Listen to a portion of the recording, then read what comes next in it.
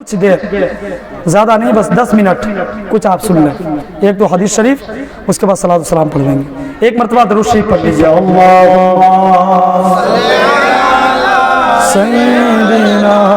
जो आयत करीमा तिलावत की है, ये अकीदा आज इस आयत मुबारका के बरखिलाफ है। लोगों ने अजीब अजीब अकीदे गढ़ लिए। जो 1400 साल से चला आ रहा है उस पर कोई फोकस नहीं है। 150-200 साल की पैदावार है और तरह तरह की बात है। इसीलिए मैंने कुरान पाक की आयत तिलावत की, कोई आम किताब से नहीं किया। अल्लाह के नज़दीक सबसे ज़्यादा मुक़द्दस किताब है कुरान पाक, उसकी आयत मुबारका मैंने तिलावत की। अल्लाह फरमाता है, इन्नमा वलियुकुमुल्लाहु व रसूलुहु वल्लदीना आमनू, बेशक तुम्हारे वली। अब वली के मानी बहुत है, उलमा किराम बैठे हैं। वली का माना दोस्त भी होता है, वली का माना मददगार भी होता है, वली का माना करीबी भी होता है, वली का माना एक वो जो बेटी बेटे वाले जो होते हैं उनके जो ऊपर वाले होते हैं उनको भी वली कहा जाता है। वली अकरब, वली अबाद, तो वली के कई मानी होते हैं।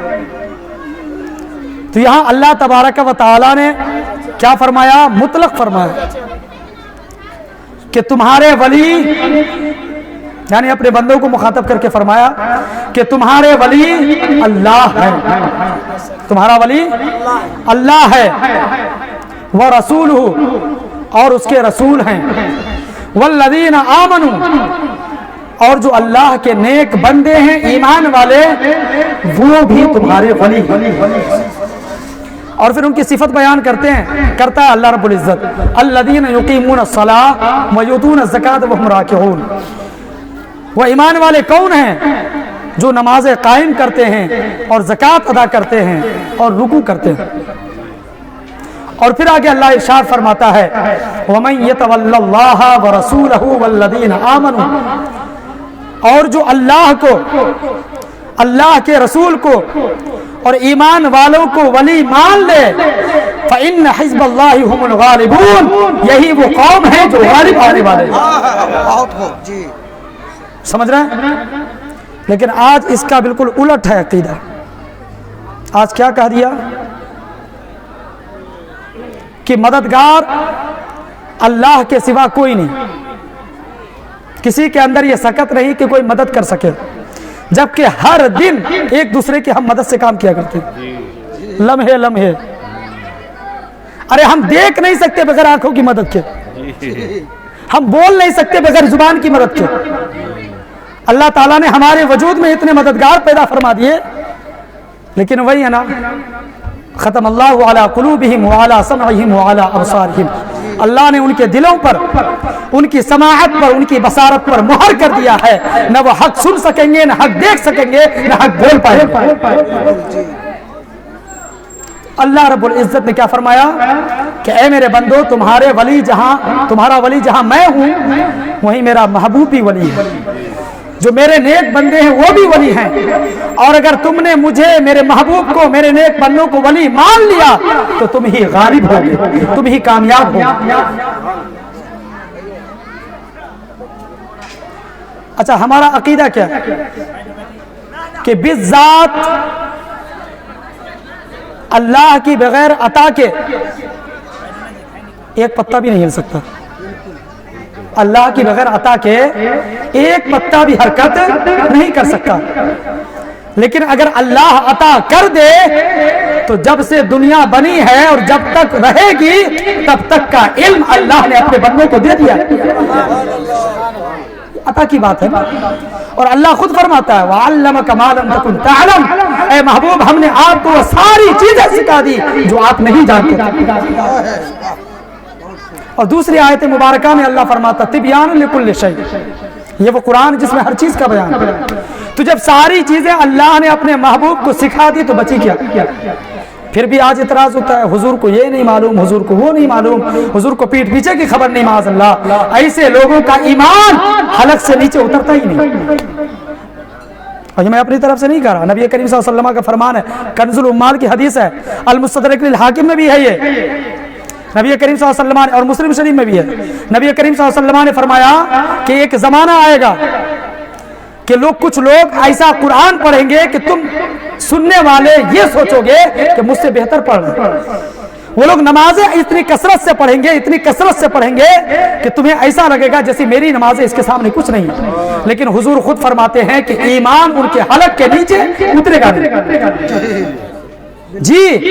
और एक जमाना आएगा, नबी करीम सल्लल्लाहु अलैहि वसल्लम फरमाते हैं, एक जमाना आएगा कि मस्जिदें भरी होंगी लेकिन उनमें का एक भी मोमिन नहीं होगा। ये सब हदीसें जब पढ़ता हूं ना ईमान ताजा हो जाता है।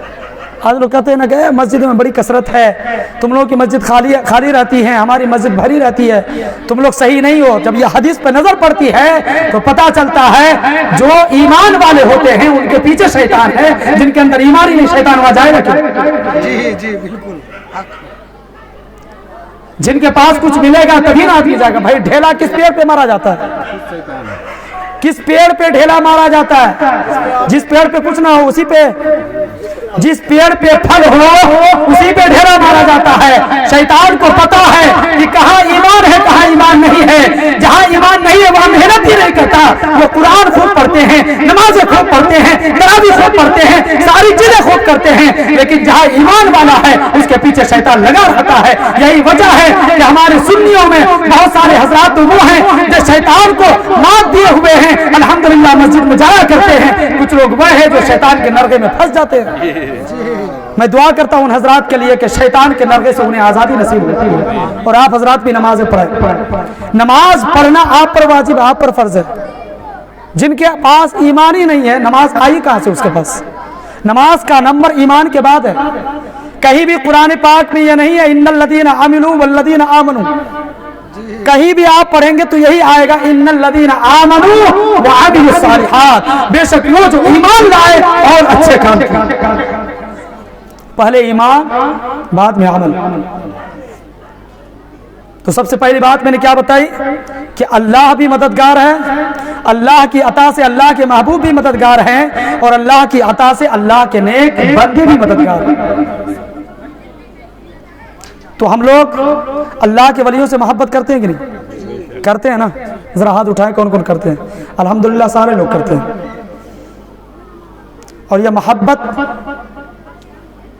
हमारा कोई जाती फेल नहीं है, यह भी अल्लाह की अता से। अल्लाह के नेक बंदों से मोहब्बत ये हमारा कोई जाती फेल नहीं है, यह अल्लाह की अता से। कैसे? अल्लाह खुद फरमाता है इन्नल लदीना आमनू व अमिलुस सालिहात सयजअलु लहुमुर रहमानु वुद्दा। बेशक वो जो ईमान लाए और अच्छे काम किए अल्लाह ताला उनके लिए लोगों के दिलों में मोहब्बत डाल देता। और दूसरी आयत मुबारका दूसरे पारे की सूरह बकरा की अल्लाह क्या फरमाता है? फज़कुरूनी अज़कुरुकुम, फज़कुरूनी अज़कुरुकुम, तुम मेरा जिक्र करो मैं तुम्हारा जिक्र करूंगा। मेरा जिक्र करना अल्लाह का कितने साल है? 60 साल, 70 साल, 80 साल, इतने ही ना हम जिक्र करते हैं। उसके बाद क्या होता है? अमल का रिश्ता मुनक़ता हो जाता है। हाँ, मेरे बाद अगर मेरे अलावा मेरी औलाद या फिर मेरे पड़ोसी या फिर मेरे रिश्तेदार करे तो उसका फायदा पहुंचता है बिलाशुबा, लेकिन हम कुछ नहीं कर सकते उसके बाद, हम उसके बाद कुछ नहीं कर सकते। लेकिन मैं आपको बता दूं कि अल्लाह रब्बुल इज्जत अपने बंदों से इतनी मोहब्बत फरमाता है, इतनी मोहब्बत फरमाता है कि सारे रिश्ते मेरे मुनक़ता हो जाएं, सब कुछ खत्म हो जाए, लेकिन मदीने वाले आका का अगर कलम हो जाए इंशाअल्लाह ताला मेरा बेड़ा पार हो जाए। तो मैं क्या कह रहा था कि अल्लाह के वलियों को अल्लाह ने बड़ी ताकतें दी हैं, अल्लाह ने अपने वलियों को बड़ी ताकतें दी हैं। अब हम जो अल्लाह के वलियों से मोहब्बत करते हैं उसका हमें फ़ायदा क्या मिलता है? बस इसी बात पे अपनी बात को ख़त्म करता हूँ। बुखारी शरीफ की हदीस है और यह मुस्लिम शरीफ में भी रिवायत मरकूल है। अल्लाह के रसूल सल्लल्लाहु अलैहि वसल्लम फरमाते हैं कि क़यामत के मैदान में 70 लाख लोग, कितने? 70 लाख लोग ऐसे होंगे जो बगैर हिसाब किताब के जन्नत में दाखिल कर दिए जाएंगे।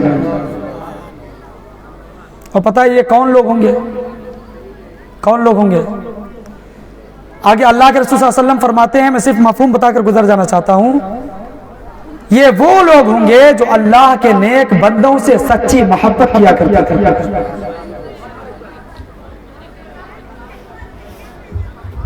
और अल्फाज है आखिदुम बादुहुम बिबादिन मुतमासिकून,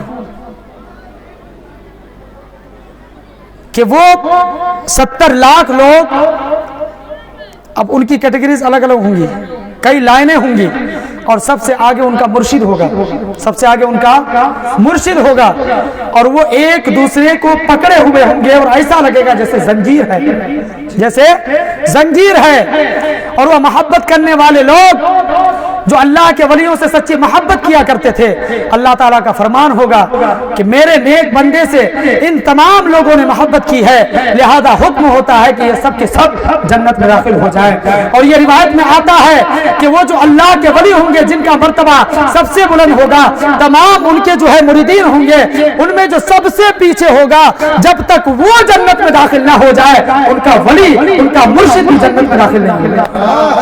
सबसे पीछे वाला। अल्लाह के वलियों से मोहब्बत करने का फ़ायदा मिलता है। सूरह कहफ आपने पढ़ा होगा, सूरह कहफ में बड़ा ही प्यारा वाक़या, एक कुत्ता था वो, जिसका नाम है कितमीर। क्या नाम है? कितमीर। उसने क्या किया था? असहाब कहफ से मोहब्बत की थी। असहाब कहफ कौन है? यह बनी इसराइल के ज़माने में कुछ हजरात थे जो अल्लाह से बेपनाह मोहब्बत करते थे, और उस वक्त का बादशाह दकियानूसी मिजाज था। उसने ये शर्त रखी थी कि जो भी मेरे रियाया में होंगे उसको मेरे सामने सजदा करना होगा और मेरी इबादत करनी होगी माज़अल्लाह। अब ये सब अल्लाह के इबादत गुजार बंदे थे, वहाँ से निकल चुके, और ये मशवरा कर कर निकले कि अगर यहाँ हम लोग रहे और फिर इनके सजदे से, इनके सामने झुकने से अगर इनकार किया तो हो सकता हो या हम सबको कत्ल करवा दे। तो रात ही रात ये लोग वहां से रवाना हुए। इन तमाम के साथ साथ एक कुत्ता हो लिया, और ये कुत्ता भी कितना वफादार था। ये कुत्ता भी जानता था कि अगर किसी का सर झुके तो वो किसी और के सामने ही, अल्लाह रब्बुल इज्जत के सामने झुकना चाहिए। तो वहां से निकलते हैं, वो कुत्ता भी साथ में हो लेता है। जब साथ में कुत्ता होता है तो वो तमाम के तमाम लोग कुत्ते को भगाने लगते हैं जो अल्लाह के वली थे, कि अगर ये रहेगा तो इनके बादशाह के जो चेले चपेटे हैं ये सब ढूंढ लेंगे, क्योंकि कुत्ते की फितरत है, वो कहीं भी रहेगा तो भौंकेगा, फितरत है उसकी। अब हम लोग कहीं जाकर छुपेंगे, किसी गार की पनाह लेंगे, तो ये कुत्ता जाएगा और वहां भौंकेगा। वो भगाने लगा। कुत्ते ने अल्लाह की बारगाह में अर्ज की, इलाह आलमीन मुझे गोयाई अता फरमा। अल्लाह तबारक व तआला ने जुबान अता की, वो कुत्ता बोल उठता है। हज़रत इमाम कुर्तुबी रदी अल्लाह ताला अन्हु ने अपनी किताब में कुत्ते की आवाज़ को, कुत्ते के अल्फाज को नकल किया है। वो कुत्ता क्या कहता है? इन्नी उहिब्बुल्लाह वस्सालिहीन, मैं अल्लाह से भी मोहब्बत करता हूँ, अल्लाह के नेक बंदों से भी मोहब्बत करता हूँ। कुत्ता का अल्फाज, कुत्ते का लफ्ज़ ये नकल किया है, इन्नी उहिब्बुल्लाह वस्सालिहीन, मैं अल्लाह से भी मोहब्बत करता हूँ और अल्लाह के नेक बंदों से भी मोहब्बत करता हूँ। जैसे ये कहना था, वो असहाब कहफ समझ जाते हैं कि ये सब अल्लाह की तरफ से, और फिर भगाते नहीं। और फिर वो असहाब कहफ गार में जाकर छुप जाते। रिवायत में आता है कि हर 300 साल के बाद फरिश्ते आते थे और उनके करवट को बदल देते थे। अब पता नहीं कितने साल, कितने 100 साल एक गार में रहे। जब उनकी नींद टूटती है तो क्या कहते हैं? कालू लबिसना यौमन औ बाद यौम, कालू कम लबिस्तुम, एक दूसरे से पूछने लगे कि कितने दिन ठहरे यहाँ। तो लोग क्या कहते हैं? आपस में कहते हैं कालू लबिसना यौमन औ बाद यौम। कुछ लोग कहते हैं कि एक दिन ठहरे और कई 100 साल ठहरे हुए थे। अल्लाह ताला ने नींद गालिब कर दी थी। क्या कह रहे हैं? कि एक दिन ठहरे। कुछ लोग क्या करें उन्हीं में से, नहीं एक दिन नहीं बल्कि एक दिन का कुछ हिस्सा। अल्लाह समद, मेरा रब कादिर है कई सौ साल सुला दे और इंसान बेदार हो तो लगे कि जैसे एक पहर सोया हो। अब मेरा अकीदा ये है, मदीने वाले आका 1400 साल पहले आराम करने के लिए कब्र में गए हैं। खुदा की कसम कल को भी मेरे नबी हयात से थे, आज भी हयात से हैं और हमेशा हयात से रहेंगे। क्योंकि अल्लाह तबारक व तआला की मखलूक में सबसे ज्यादा अगर मर्तबा किसी का है वो हमारे आका का है। और जो बनी इसराइल के अफराद थे जिनको असहाब कहफ कहा जाता है, इनका मर्तबा हुजूर से कम है, बल्कि हुजूर के गुलामों के गुलाम हैं। कोई नबी नहीं थे, कोई नबी नहीं थे, लेकिन अल्लाह से सच्ची मोहब्बत की तो देखिए इनको मर्तबा क्या मिलता है। कई सौ साल सोए रहते हैं, जब उठते हैं तो कहते हैं कि एक दिन का कुछ हिस्सा सोया था। अच्छा, आदमी कब बोल सकता है कि एक दिन का कुछ हिस्सा सोया था? नहीं उनके नाखून बड़े हों, नहीं उनकी मोछ बड़ी हों, नहीं उनके बाल बड़े हों। भाई जाहिर सी बात है, इंसान बहुत दिनों बाद मतलब बेहोश रहा, उसके बाद अगर उठता है और उसकी दाढ़ी ना बनाई जाए, उसकी मोछें ना बनाई जाए, उसके नाखून ना बनाए जाए, बताइए बड़े बड़े होंगे कि नहीं? होंगे कि नहीं? जैसे एक साल तक कोई कोमा में रहा तो उसकी सारी चीजें बढ़ती हैं कि नहीं? टाइम टाइम पे डॉक्टर उसको कटवाता रहता है, लेकिन वो कई सौ साल तक उस गार में छुपे रहे, बैठे सोए रहे, लेकिन ना दाढ़ी बढ़ी, ना मोछ बढ़ा, ना नाखून बढ़ा। अल्लाह ताला की कुदरत देखे। तो हमें इस बात से सबक लेना चाहिए कि हमारा वजूद चाहे खत्म हो जाए, चाहे जानवर खा ले, चाहे दरिया में डुबो दिया जाए, दरिया की मछलियां खा लें, लेकिन अल्लाह कादिर है कि जब मैदान महशर कायम होगा तो फिर से अल्लाह ताला हमको मबूस फरमाएगा, फिर से अल्लाह ताला हमको जिंदा फरमा देगा। हमारा ये ईमान होना चाहिए। वल बाअस बादल मौत, यही तो ईमान है। तो वो कुत्ता जिसका नाम कितमीर है, उसने क्या किया था? असहाब कहफ से मोहब्बत की थी और उस गार के दरवाजे पे बैठा हुआ था।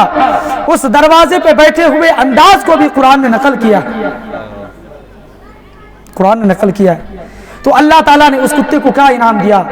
अल्लाह ताला कल जब मैदान महशर कायम होगा उस कुत्ते को इंसान की शक्ल अता फरमाएगा और अल्लाह से और अल्लाह के महबूब बंदों से मोहब्बत करने के सिले में उस कुत्ते को अल्लाह जन्नत नसीब फरमाएगा, जन्नत नसीब फरमाएगा। तो जब एक कुत्ते को अल्लाह के वलियों से मोहब्बत करने के सिले में जन्नत मिल सकती है तो हम तो हुजूर की उम्मत हैं। कुंतुम खैरा उम्मा का ताज है मेरे सर पर, तमाम उम्मतों में सबसे बेहतर उम्मत है।